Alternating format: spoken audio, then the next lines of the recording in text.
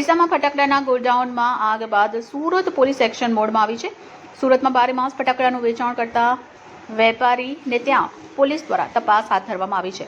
ત્યાં રાંદેર વિસ્તારમાં આવેલ રામનગર ખાતે ફટાકડા વિક્રેતાને ત્યાં પોલીસે તપાસ હાથ ધરી હતી।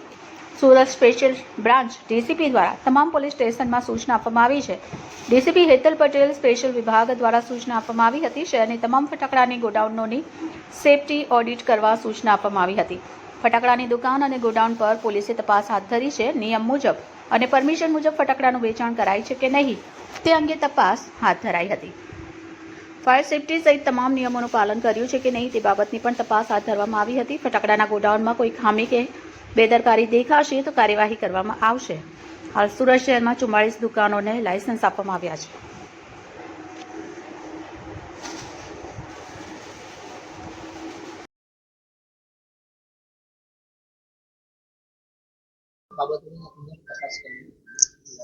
અમારા રાંદેર પોલીસ સ્ટેશન વિસ્તારમાં જે કંઈ ફટાકડા વિક્રેતા લાયસન્સ હોલ્ડર છે તે તમામની જગ્યાએ અમે વેરિફિકેશન કરી રહ્યા છીએ।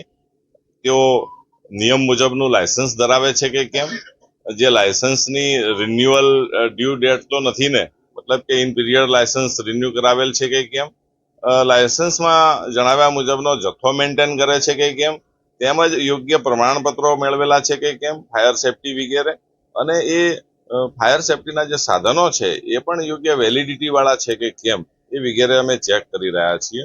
અહીંયા દુકાનમાં જે જુદા જુદા બોક્સમાં એમણે ફાયર ક્રેકર્સ રાખેલા છે તો એ ખરેખર એમાં શું છે એ પણ અમે ખોલીને ચેક કર્યા છે રેન્ડમલી, અને હાલમાં અહીંયા કોઈ એવું એડવર્સ જણાઈ આવેલ નથી। યોગ્ય સર્ટિફિકેટ્સ છે, બધું તારીખ મુજબ મેન્ટેન કરેલું છે અને બરાબર છે, છતાં પણ હજુ અમે આગળ ચેક કરી રહ્યા છીએ।